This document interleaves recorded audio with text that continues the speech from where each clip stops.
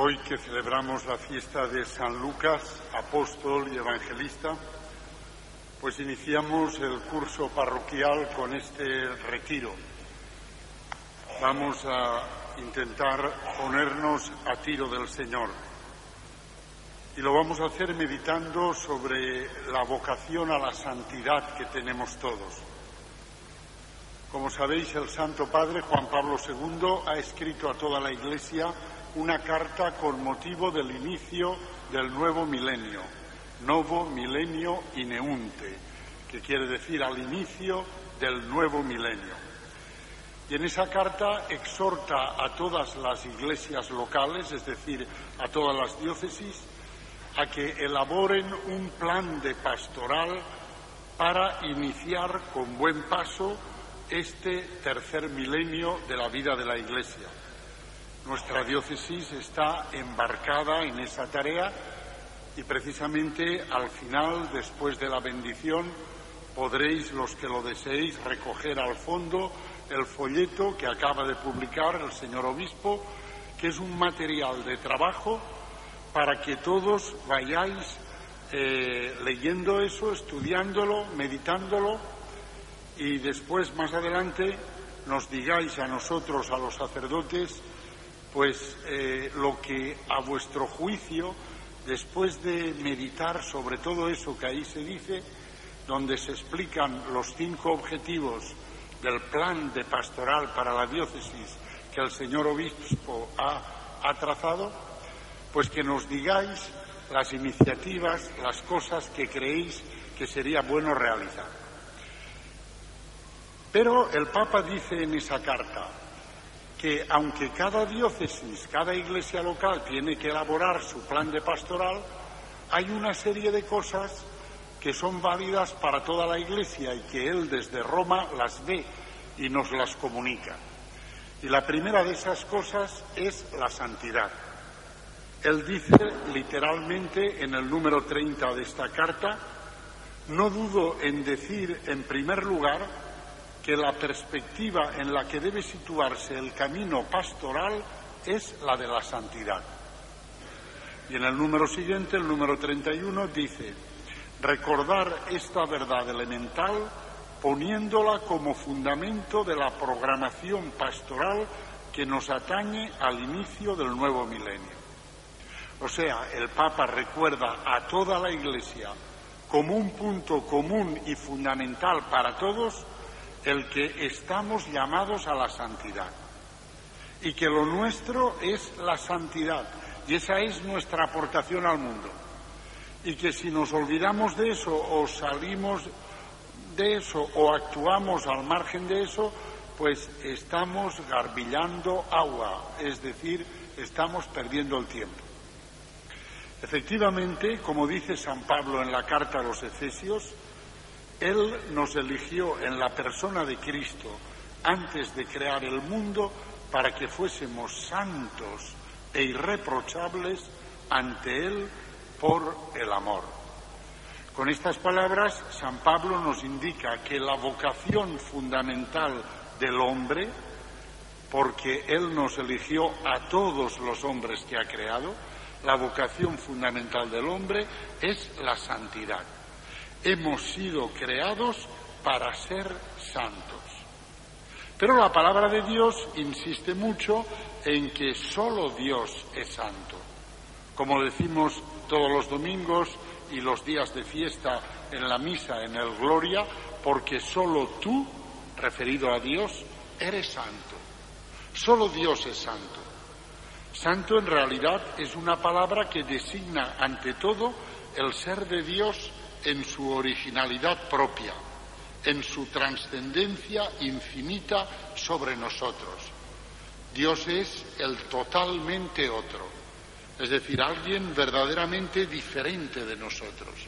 Y esa diferencia abismal entre Dios y nosotros es lo que designa la palabra santo, que se aplica en primerísimo lugar solo a Dios. Porque santidad significa la terrible pureza, o como dice la Biblia gráficamente, el fuego devorador. Nuestro Dios es fuego devorador, dice la carta a los Hebreos, retomando una afirmación del profeta Isaías. El fuego, en efecto, es un símbolo adecuado de la santidad divina, tal como se ve en el episodio de la zarza ardiendo.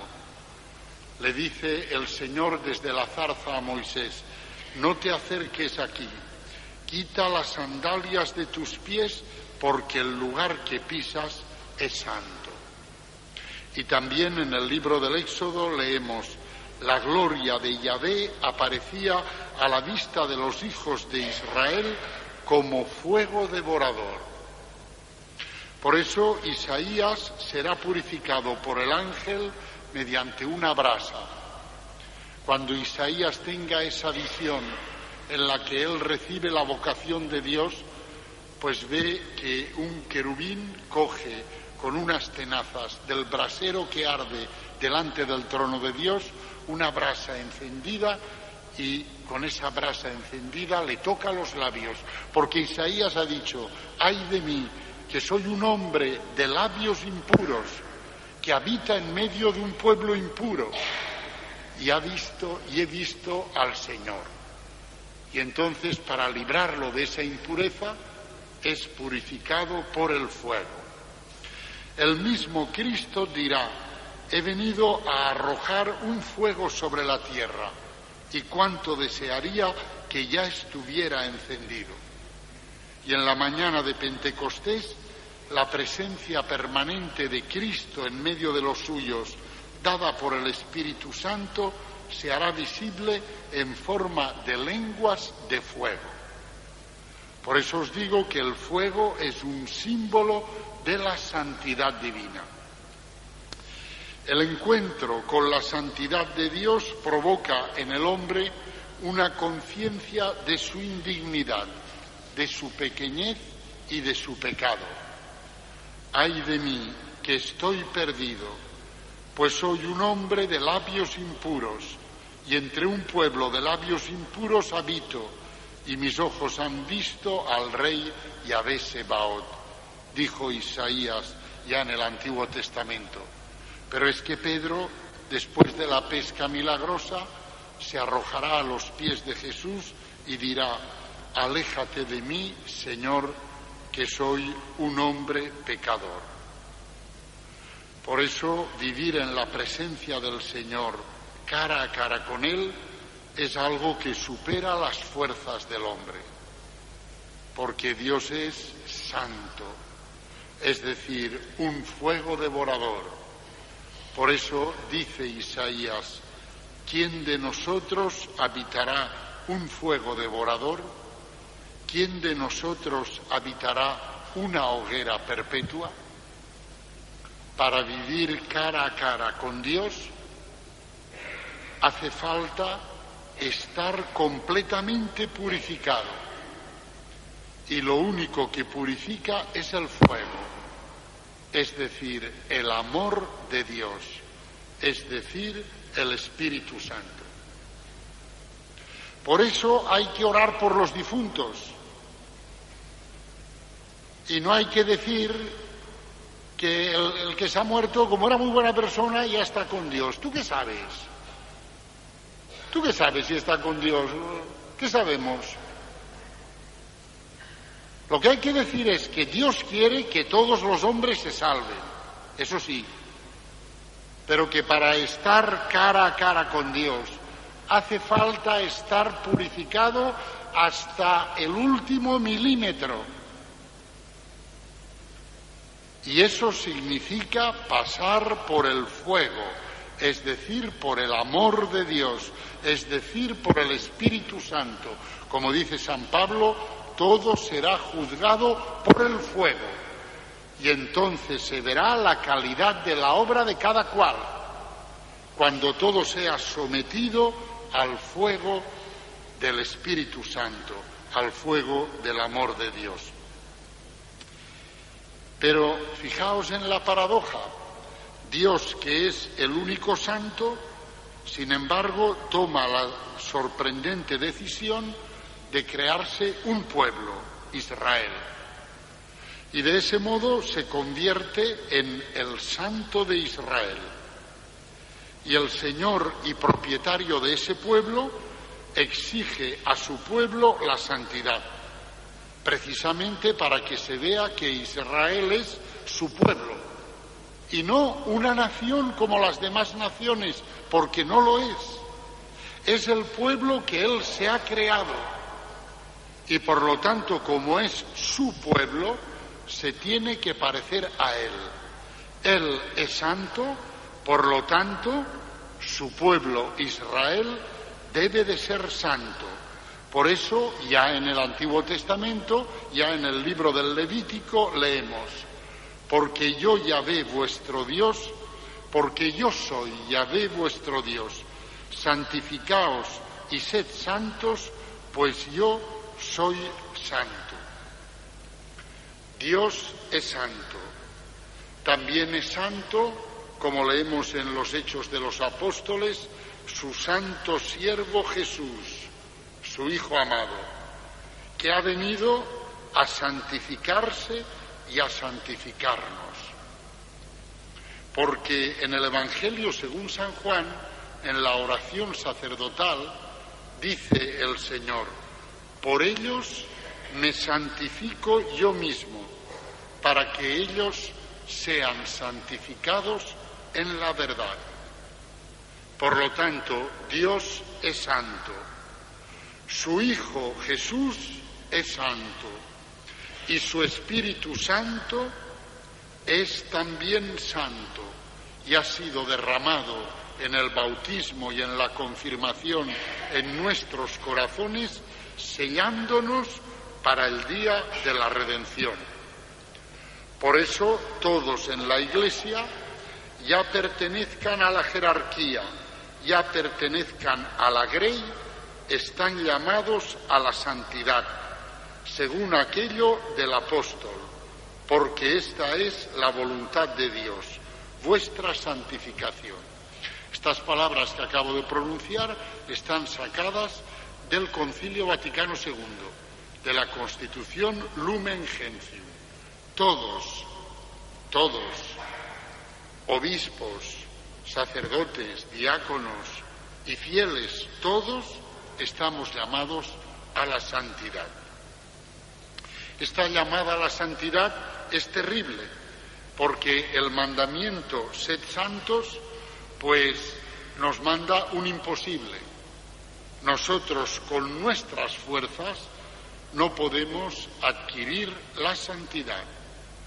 La santidad no es algo que nosotros nos podamos dar a nosotros mismos, porque en el fondo la santidad es más que un comportamiento moral, es una especie de transmutación del ser del hombre en el ser divino, porque es una participación en la vida divina. La santidad se sitúa en el nivel del ser antes que en el del hacer. Por supuesto que implica el nivel del hacer, del comportamiento humano, pero es más que eso. Supone una transmutación. Porque claro, el hacer se refiere al comportamiento externo del hombre, pero la santidad es más. Como decía el Señor el otro día en el Evangelio, vosotros fariseos que limpiáis la copa por fuera, pero es que no basta por limpiarla por fuera, hay que limpiarla por dentro. Por lo tanto, limpiar la copa por fuera es comportarse correctamente, comportamiento moral. Es importante, forma parte de la santidad, pero no basta, no basta. Hay que limpiar la copa por dentro, es decir, hay que tener un corazón nuevo, un espíritu nuevo, y eso ninguno de nosotros es capaz de dárselo a sí mismo. La observancia de las leyes morales no puede nunca resolver los conflictos de la existencia, ni obrar milagros, ni conducir al hombre a un segundo nacimiento en la alegría. Y a lo que estamos llamados es a eso, a un milagro. Porque ya puede parecer un milagro que yo me porte bien por fuera, eso ya puede parecer un milagro, pero el Señor nos llama a más que a eso. No nos llama solo a que nos portemos bien por fuera, nos llama a que por dentro tengamos un corazón nuevo y un espíritu nuevo, además de portarnos bien por fuera. Y que por lo tanto nuestro corazón sea compasivo, sea misericordioso, viva en la paz, en la alegría, en el gozo, lleno de esperanza. Y todo eso ninguno de nosotros se lo puede dar a sí mismo. La llamada a la santidad es la llamada a un milagro, es como las bodas de Caná. El agua se tiene que convertir en vino. Y ese milagro solo se puede hacer mediante la efusión del Espíritu Santo, es decir, mediante la acogida del don de Dios que se nos da a nosotros en el Espíritu Santo. Y esta fue la gran novedad que vivieron los primeros cristianos.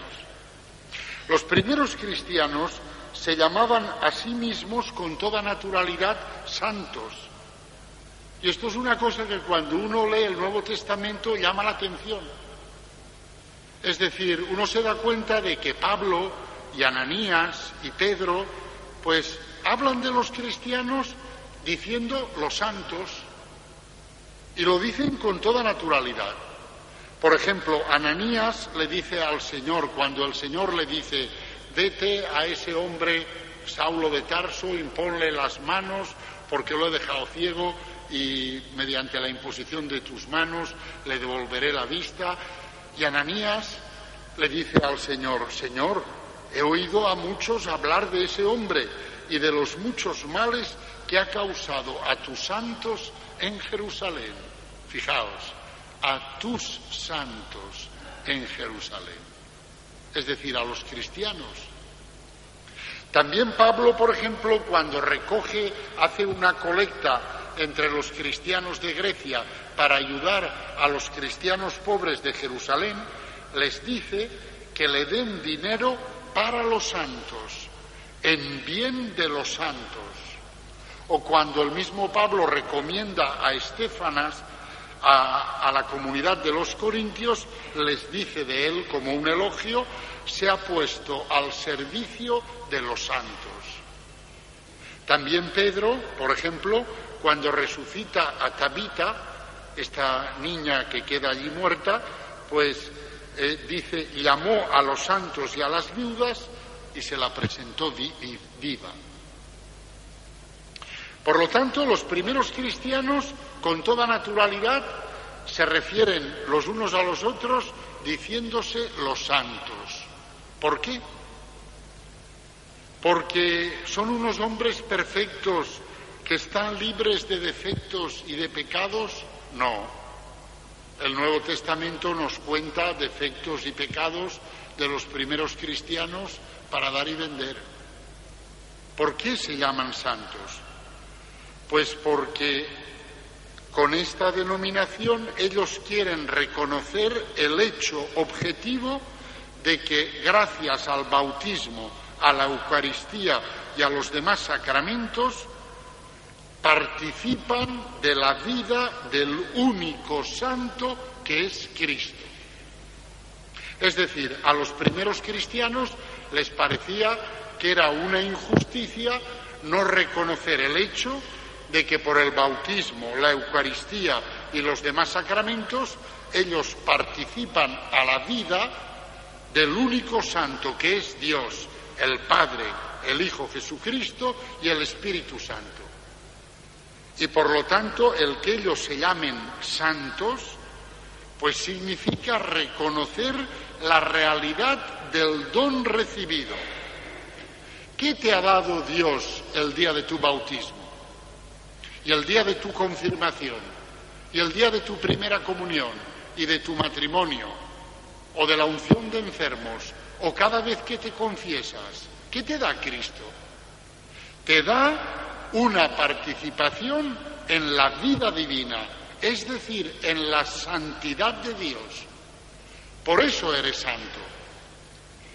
Eres santo porque sin ningún mérito por parte tuya recibes el don de Dios, recibes una participación en la vida divina, en la santidad de Dios, y la recibes en los sacramentos. Por eso, todos los que estamos aquí somos santos. No porque no tengamos pecados ni defectos, sino porque por la misericordia de Dios, por pura gracia, participamos de la santidad de Dios cada vez que celebramos los sagrados misterios. Y por eso somos santos. Claro que el Nuevo Testamento se preocupa de subrayar que este don que hemos recibido exige de nosotros una tarea. Y esa tarea es la de configurar toda nuestra vida en conformidad con el don que hemos recibido. Recibimos una participación en la santidad divina, por lo tanto, tenemos obligación, tenemos la tarea de configurar nuestra vida conforme a esa participación en la santidad divina que hemos recibido. Esta es nuestra vocación fundamental. Cuando el Señor al final del Sermón de la Montaña dice: vosotros pues sed perfectos como vuestro Padre Celestial es perfecto, nos está indicando esto: conformad toda vuestra vida al don recibido de Dios. Así pues, la santidad es, en primer lugar, un don recibido, y en segundo lugar, indisolublemente unido al don, una tarea que tenemos que cumplir. Veamos en primer lugar el don. La santidad divina es, en primer lugar, un don acontecimiento, algo que al hombre le sucede gratuitamente y que le modifica de forma sustancial. La santidad divina es Dios que llega al hombre y por el bautismo le hace un regalo y se lo da gratis, gratis total. Por eso bautizamos a los niños recién nacidos, porque es un don que reciben. No es algo que se tienen que ganar con su esfuerzo, es un don que reciben.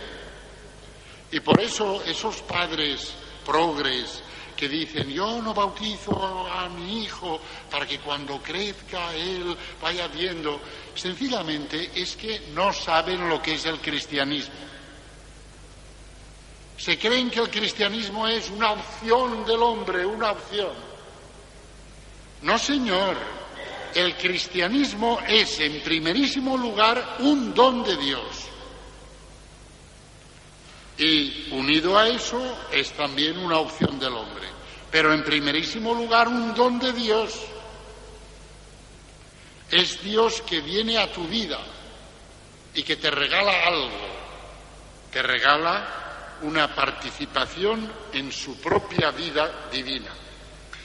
Esto lo expresa el Nuevo Testamento, pues, de muchas maneras, con muchas palabras. Por ejemplo, hablando de nueva creación, o hablando de regeneración, o hablando de vida nueva, o hablando de nuevo nacimiento. ¿Os acordáis, por ejemplo, esa conversación del Señor con Nicodemo, cuando le dice: si no naces de nuevo no puedes entrar en el reino de Dios? Y Nicodemo dice: pero es que puede un hombre volver al seno de su madre. Que no, hombre, que no, que te estoy hablando en espíritu. Las palabras que yo te digo son espíritu y vida, pero en el Espíritu Santo hay que nacer de nuevo. o también hablando de adopción, hijos adoptivos, hijos de Dios por adopción, o también hablando de filiación, o también hablando de vida divina. Son muchas maneras para decir lo mismo, y lo mismo es lo que San Agustín, citando a San Juan Crisóstomo, dice. Fijaos qué bonito. Porque claro, había algunos ya en tiempos de San Agustín que decían, no bauticemos a los niños, esperemos que crezcan para que ellos... Y San Agustín les dice, por esto es por lo que también bautizamos a los niños, a pesar de que no han cometido pecados, con el fin de que les sean dadas la santidad, la justicia, la adoración, la herencia, la fraternidad de Cristo, para que sean hechos miembros de Cristo. Porque todas esas cosas, la santidad, la justicia, la adoración, el ser hermanos de Cristo, el ser miembros de su cuerpo, todo eso son un don, un regalo de Dios. Yo siempre que bautizo a los niños, pues me gusta decir esto. Y veo que muchos de los que asisten al bautismo ponen así una cara como diciendo, uy, porque yo les digo, fijaos, este niño, esta niña que todavía no sabe hablar, que todavía no tiene palabras, que todavía no puede decir si está de acuerdo o no, que todavía no puede ejercer su libertad, por lo menos como libre arbitrio, eligiendo entre varias posibilidades, pues esta criatura va a empezar el cristianismo para él o para ella. Y él no hace nada. ¿Pero por qué va a empezar el cristianismo? Porque el cristianismo lo empieza Dios, lo empieza Cristo, pasando por la vida de ese niño y mirándolo con amor y diciendo, te hago miembro del cuerpo del cual yo soy la cabeza. Te uno a mí orgánicamente, te hago mi hermano para siempre. Y eso lo hace Cristo. Y lo hace Cristo cuando los padres le presentan a su hijo para el bautismo.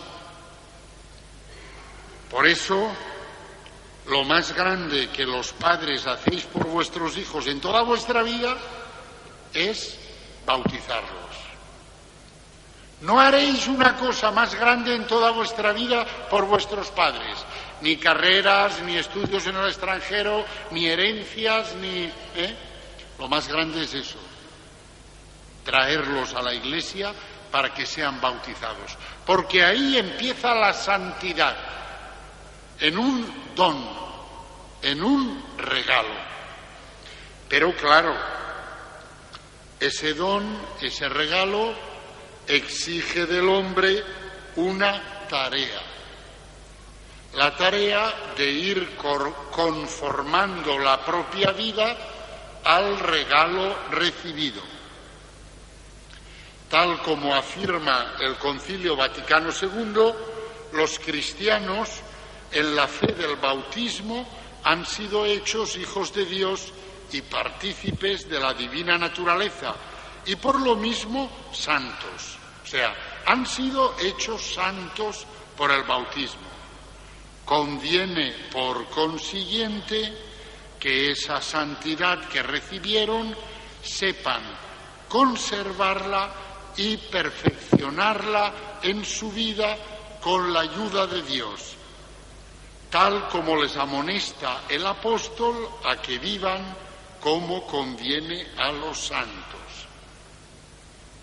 Por lo tanto, hemos recibido un don, un regalo, pero eso exige de nosotros una tarea. Y la tarea es, fijaos qué curioso, llegar a ser lo que somos. ¡Qué paradoja! Somos por el bautismo hijos de Dios, hermanos de Jesucristo, miembros de su cuerpo. La tarea que tenemos para toda nuestra vida es llegar a ser lo que somos, o sea, llegar a vivir en todos los estratos de nuestro ser, por fuera de la copa y por dentro de la copa, es decir, actos externos y también actos internos, alma, corazón, sentimientos, deseos, pensamientos, etcétera, que todo eso llegue a ser lo que somos, hijos de Dios, hermanos de Jesucristo, miembros de su cuerpo. Claro, eso exige de nosotros, como dice San Pablo en su carta a los Filipenses, por ejemplo, llegar a tener los mismos sentimientos que Cristo y por lo tanto ser revestidos, sigue diciendo Pablo en la carta a los Colosenses, de entrañas de misericordia, de bondad, humildad, mansedumbre, paciencia. Eso no es nada fácil. Ya cuesta mucho no hacer el cafre por fuera. Eso ya cuesta mucho, ¿eh?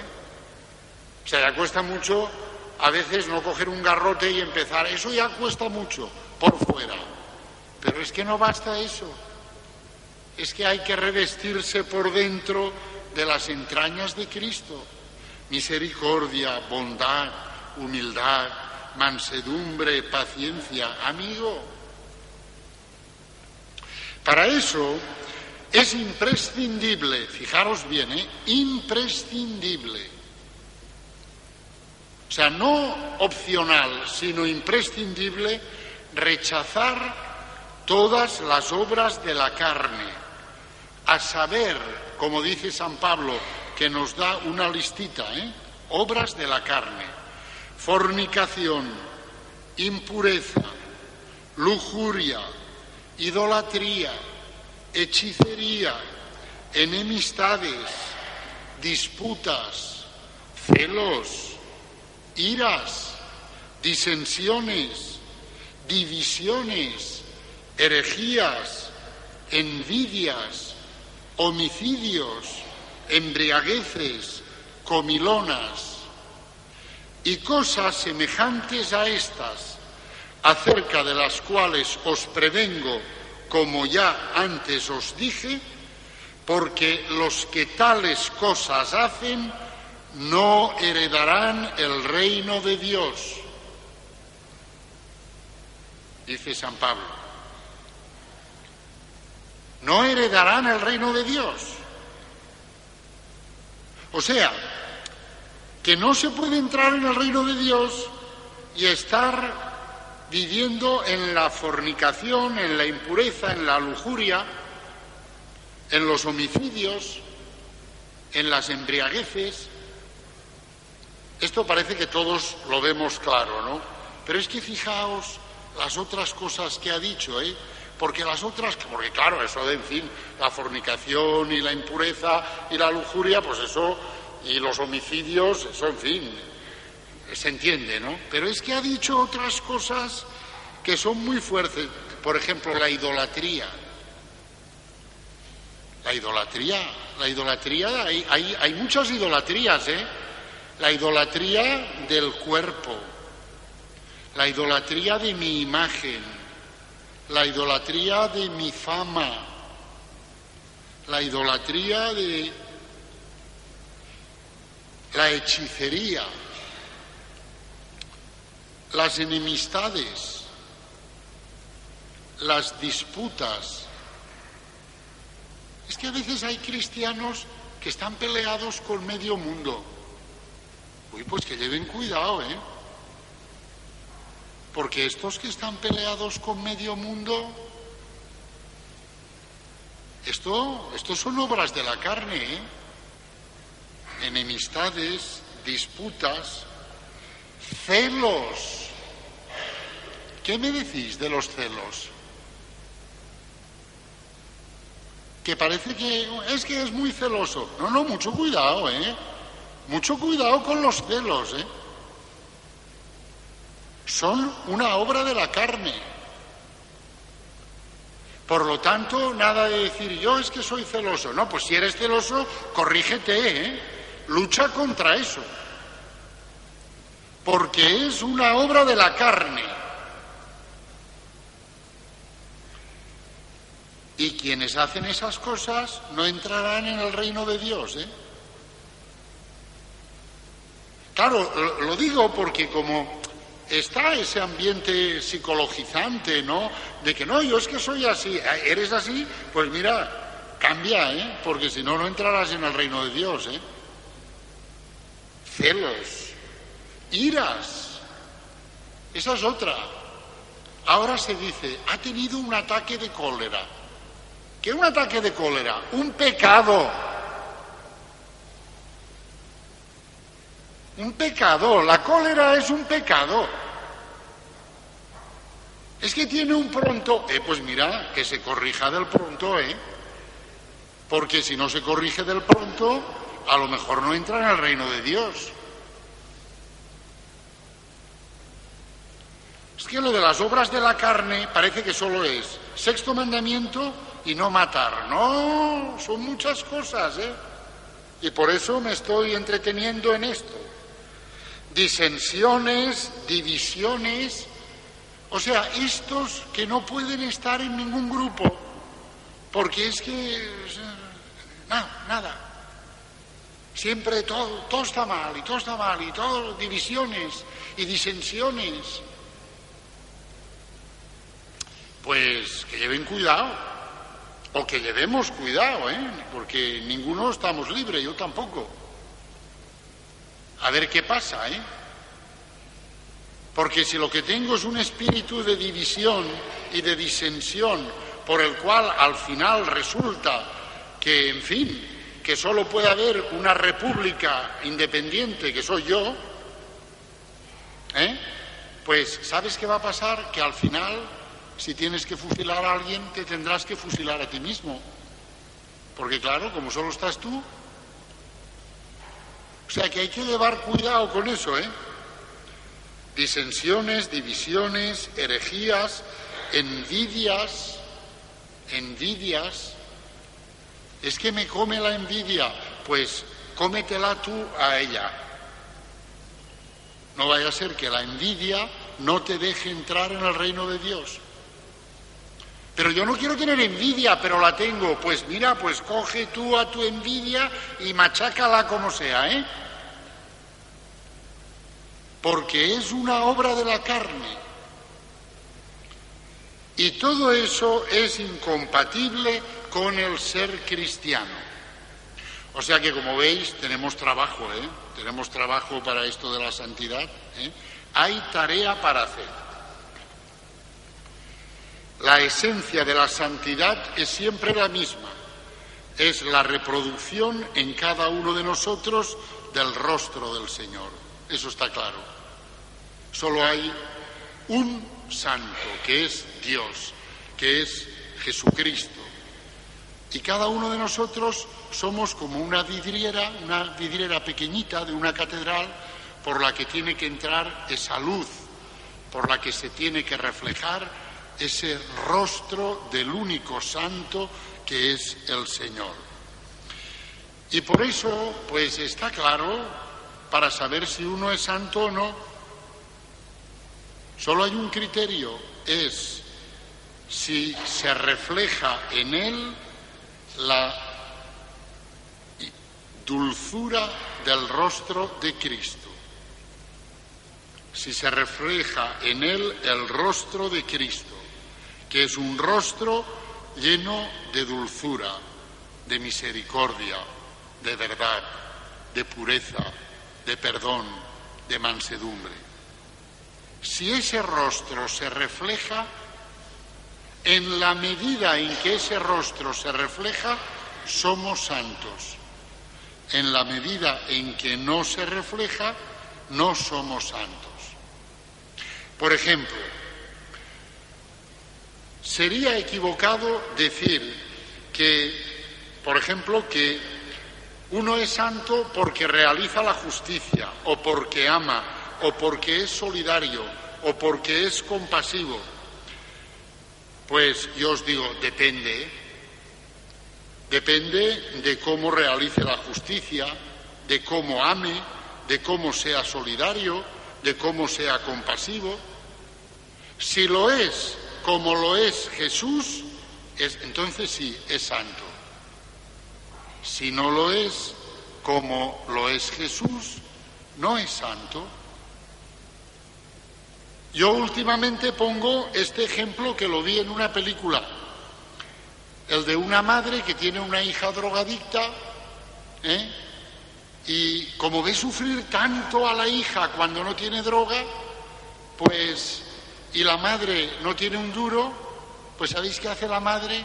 Se prostituye para, con el dinero obtenido mediante la prostitución, comprar droga para su hija. ¿Qué os parece? ¿Es eso santidad? Porque esa madre actúa por compasión,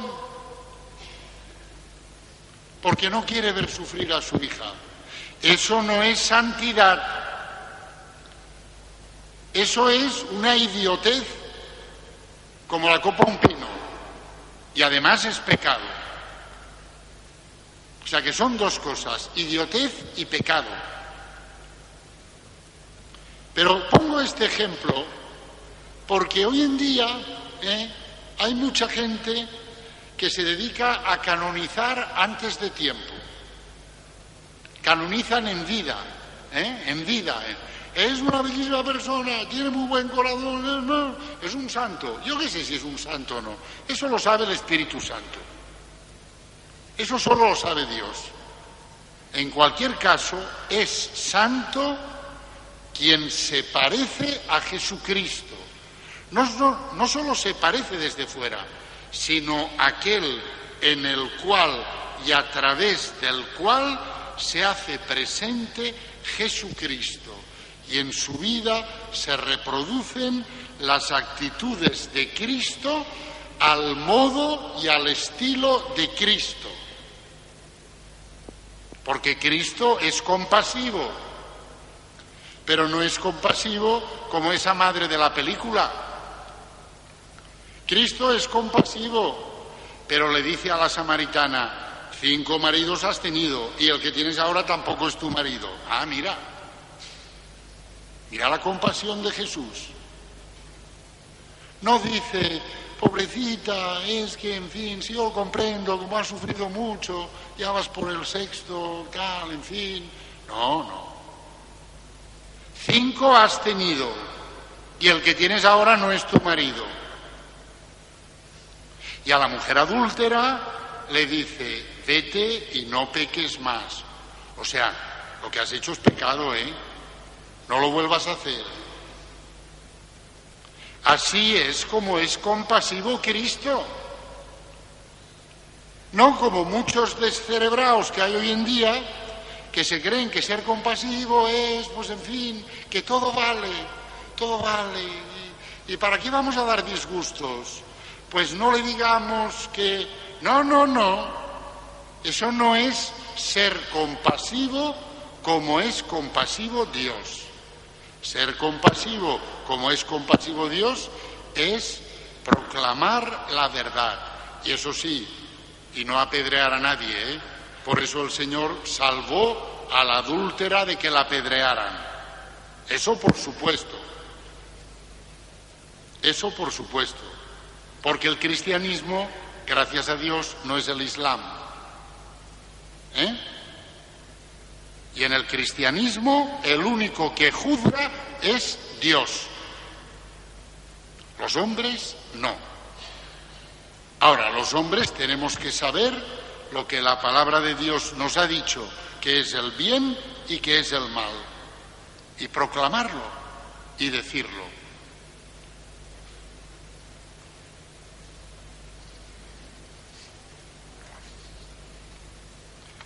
Por lo tanto, la santidad es única, porque la santidad es el rostro de Cristo en cada uno de nosotros.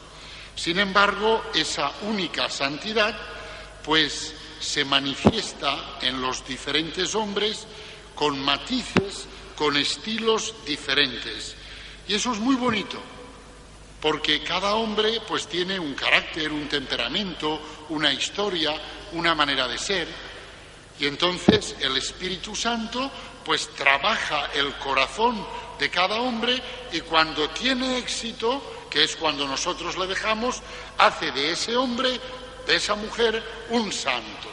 Y entonces observamos que siendo la esencia de la santidad la misma, es decir, el rostro de Cristo reproducido en los hombres, pero sin embargo adquiere matices muy diferentes, modos muy diversos, y eso es muy bonito. Si leéis vidas de santos, cosa que se debe hacer, veréis que los santos son todos números primos. Es decir, los números primos tienen la particularidad de que son únicos en la serie de los números. Pues los santos son todos únicos, son diferentes. En cada santo Dios hace una obra de arte y la hace diferente a todos los demás. Por eso los santos pues son los seres más originales que existen. Y por eso el espectáculo más bonito que hay en este mundo es el espectáculo de la santidad. Por ejemplo, si nos vamos al siglo XVI y nos situamos en Roma, pues en la misma ciudad y en el mismo tiempo encontramos, por ejemplo, a San Pío V, San Felipe Neri, San Ignacio de Loyola, que vivía allí en Roma, San Carlos Borromeo. Pues estos 4 santos no se parecen en nada. Cada uno de ellos es diferente. Y sin embargo, la esencia de la santidad es la misma. Cada uno de ellos reproduce el rostro de Cristo, pero lo hace de una manera peculiar, única. Y no lo hace, ojo a esto, porque él decida hacerlo de esa manera, sino porque el Espíritu Santo, trabajando a cada una de esas personas, pues hace una obra de arte que es única en cada caso. En ese mismo siglo, por ejemplo, en España tenemos a Santa Teresa de Jesús, a San Juan de la Cruz, a San Pedro de Alcántara, a San Francisco Javier, a San Francisco de Borja. Cada uno de ellos es único, es diferente, tiene su propia originalidad. Y sin embargo, todos ellos reproducen en su vida, hacen presente en su vida el rostro del único santo que es Cristo. Pero eso, como os he dicho, no lo hace cada uno decidiendo él el tipo de santidad que va a realizar, sino obedeciendo a Dios, dejándose conducir por el Espíritu Santo. Lo digo esto porque hay algunos que quieren diseñar su propia santidad. Yo quiero ser un santo o una santa y, a ver, de esta manera, pum pum, y yo me lo dibujo. ¿Tú quién eres para dibujar nada? Tú déjate trabajar por el Espíritu Santo. Y el Espíritu Santo ya hará contigo lo que Él quiera hacer, porque lo que Él quiere hacer es lo que tú debes ser. Y tú no eres quien para diseñarte a ti mismo tu propia santidad. Digo esto porque el enemigo número 1 que tenemos es el orgullo. Y el orgullo es muy sibilino, es una serpiente que se mete por todos los rincones. Y a veces hay algunos que con la cabeza agacha y con muchos deseos de santidad, lo que quieren es ser ellos los dueños de su propia vida. y decidir ellos el ritmo de su santificación y los modos de su santificación. Pero hombre, eso es justo todo lo contrario de la santidad. Eso es querer ser Dios. Y mira, por eso Luzbel se convirtió en Satán. Por eso, porque quiso ser como Dios él. No, hay que ser humildes. Pero si hasta el Señor nos dio ejemplo cuando orando en el huerto de los olivos dijo: pero que no se haga lo que yo quiero, sino lo que quieres tú, Padre. Líbrame de este cáliz, pero que no sea lo que yo quiero, sino lo que tú quieres. Por lo tanto, esto conviene recordarlo.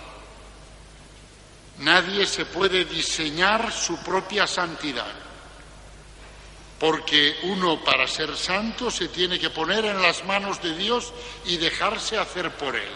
Y después otra cosa muy importante, y es que nadie es santo para sí mismo, sino que es santo para la Iglesia, para el cuerpo de Cristo. Y que toda forma de santidad es un ministerio, o sea, un servicio al cuerpo de Cristo, que es la Iglesia. O sea, no hay santidad para uno mismo. Hay santidad en uno mismo al servicio de la construcción, de la edificación del cuerpo de Cristo. Esto es importantísimo. ¿Sabéis por qué? Porque no hay ninguna santidad fuera de la obediencia a la Iglesia. Y esto hay que decirlo con todas las letras, y para que se entienda mejor, de la obediencia a la Iglesia es la obediencia a los pastores de la Iglesia. ¿Y quiénes son los pastores de la Iglesia? Los pastores de la Iglesia son el Papa, los obispos, los sacerdotes y los diáconos. Y nadie más. Nadie más. El responsable de tu comunidad no es pastor de la Iglesia. El rector de tu grupo, porque hay grupos por ahí que tienen su jefe, el rector, no es pastor de la Iglesia.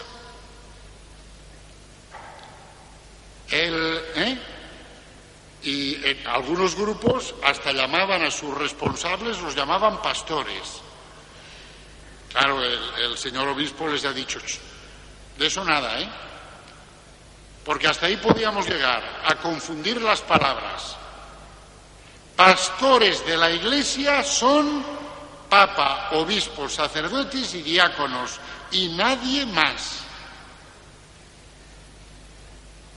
Es que es una persona que hace milagros. Muy bien, pero mira usted, ¿es diácono, presbítero u obispo? No, pues mira usted, no es pastor de la Iglesia. Qué cosa más grande, hace milagros, estupendo, o predica de maravilla, pero no es pastor de la Iglesia. Y Jesucristo dijo: quien a vosotros escucha, a mí me escucha, solo a los pastores de la Iglesia. Por lo tanto, esto hay que tenerlo claro, porque hay grupos en la Iglesia que pretenden formas de santidad, pero no hay manera de ponerlos bajo la obediencia de los pastores de la Iglesia. Pues por ese camino no hay ninguna santidad. Y claro, las cosas claras, Y yo os lo tengo que decir para que no caigáis en las redes de esos grupos, Porque Eso no es un buen camino. En fin, eso es así, ¿eh? Ninguna santidad fuera de la obediencia a la Iglesia.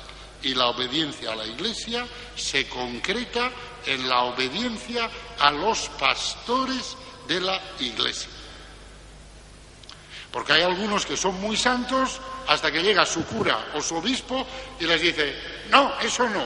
Entonces, a partir de ahí, se dedican a decir que el cura está endemoniado. Mira qué bonito. O sea, como te he mandado una cosa que a ti no te gusta, resulta que yo tengo un demonio dentro. Pues, en fin. Y como estas cosas pasan, pues yo os las aviso. Mirad, no hay cosa más preciosa ni servicio más grande que se pueda hacer a los hombres que ser santos. Porque los santos son los que realizan el plan de Dios. Es decir, los que conducen la creación a su estado definitivo, los que adelantan la venida del reino de Dios, los que aceleran la llegada de la Jerusalén celestial. Gracias a los santos, la creación se afianza, se consolida y va alcanzando su plenitud. A mí me decía un viejo misionero que ya murió, que había sido muchos años misionero en la India y también bastantes años en Filipinas, y me decía al final de su vida, Fernando, a mí en realidad solo me han interesado los santos. Y es que es el espectáculo más bello que hay en la creación. Un santo, es decir, un hombre, una mujer que va dejando que su ser sea transfigurado por la fuerza del Espíritu Santo, por la acción del Espíritu de Dios. No hay nada más bello. Por eso, ese gran católico y gran escritor que fue León Bloy escribió al final de una novela suya preciosa que se llama La mujer pobre, escribió estas palabras: solo hay una tristeza, la de no ser santos. Y así es en verdad. Por eso, al inicio de este curso, pues nos llamamos, mediante este retiro, nos llamamos, avivamos en nosotros la conciencia de la llamada que Dios nos ha hecho a la santidad, que es una llamada a la belleza en el sentido más profundo de la palabra. Pues como dice San Pablo, todos nosotros, que con el rostro descubierto reflejamos como en un espejo la gloria del Señor, nos vamos transformando en esa misma imagen cada vez más gloriosos, conforme a la acción del Señor, que es Espíritu. Cada vez más gloriosos, cada vez más bellos. Yo os lo digo de verdad, no he visto mayor belleza que la de dar la comunión. Cuando en una misa de domingo repartes la comunión y contemplas el rostro, los rostros de los que se acercan a comulgar, esos rostros en los que brilla la luz del Espíritu, verdaderamente no hay mayor belleza. Esa es la mayor belleza, la de la santidad. La santidad del único santo que se refleja en el rostro de aquellos que por gracia participan de su santidad, es decir, en el rostro de los cristianos. Ahora, en el silencio de la adoración, contemplamos el rostro eucarístico del Señor y le pedimos que la luz que de Él irradia transfigure también nuestros propios rostros a su imagen y semejanza.